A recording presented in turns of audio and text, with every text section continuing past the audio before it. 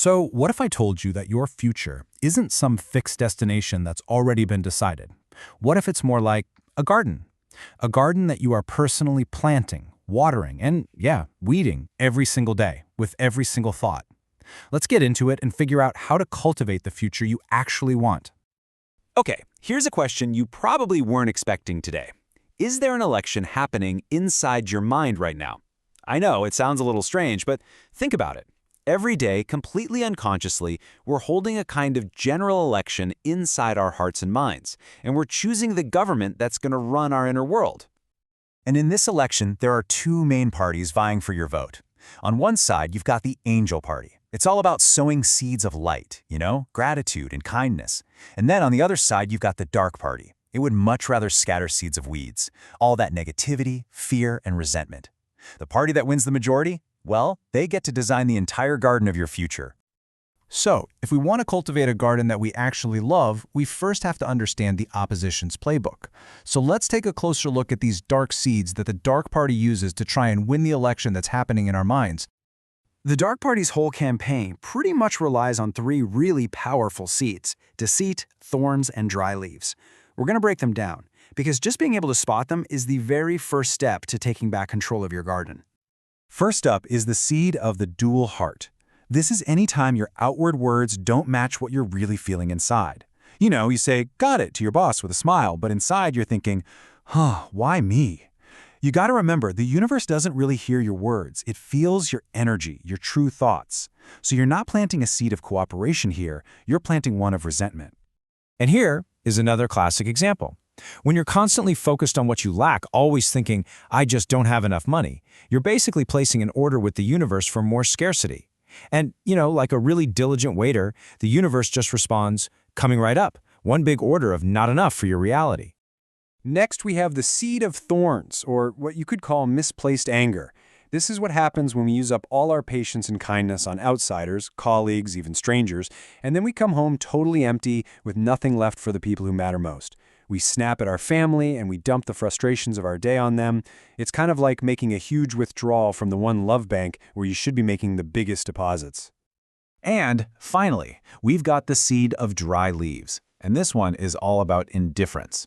This happens when we don't offer a heartfelt greeting or even just a simple acknowledgement to the people who support our daily lives. The cleaners, the bus drivers, the person serving you coffee. When we treat them like they're invisible, we're planting a seed that basically says, "You don't matter." And the consequence of that indifference is huge. It literally dries up the moisture in our own garden, leaving it all brittle and barren. Now, there's a particular place where all these dark seeds grow especially well. It's this huge, muddy swamp where the Dark Party absolutely thrives, and it's called external validation. A lot of us are kind of stuck in it without even knowing.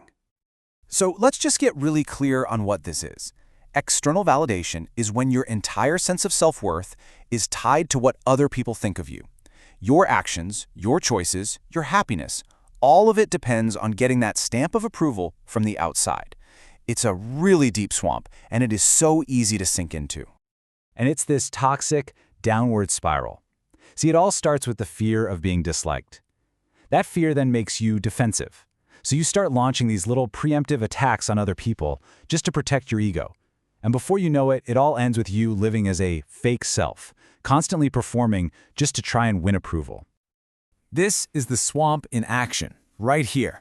Spending hours worrying about how your social media post is going to land, just obsessing over the likes and comments. This constant fear of low ratings creates this deep fog in your garden, and pretty soon you can't even remember what you genuinely want or think anymore. So what's the end result of living in this swamp? Well, you end up creating a garden that's filled with shiny plastic flowers. I mean, it might look impressive from a distance, the perfect posts, the happy facade, but underneath all of that, the real soil of your authentic self is just dying from neglect. Nothing real can possibly grow there. Okay, so that was the bad news. But here is the great news. You are the gardener. It is never, ever too late to drain the swamp, pull out all the weeds, and start replanting your garden with seeds of light. So let's figure out how we can build our beautiful new garden. This is probably the most important rule of your inner election.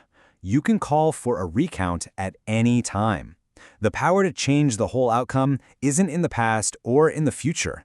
It is entirely in the choice you make right now, in this moment.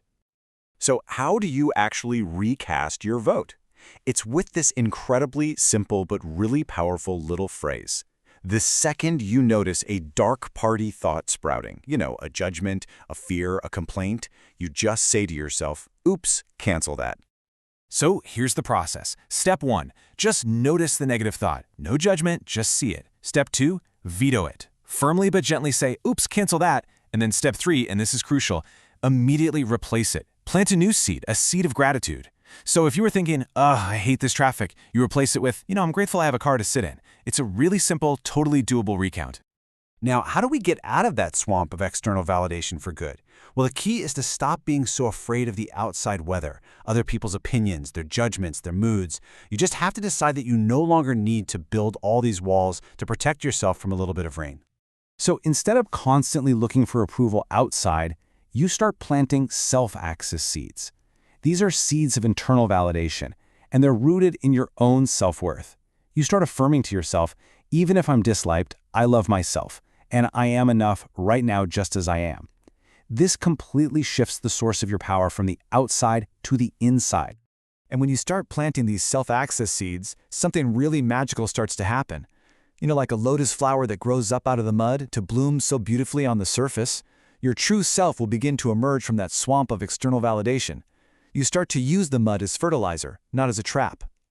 And here's one last piece of advice for your garden.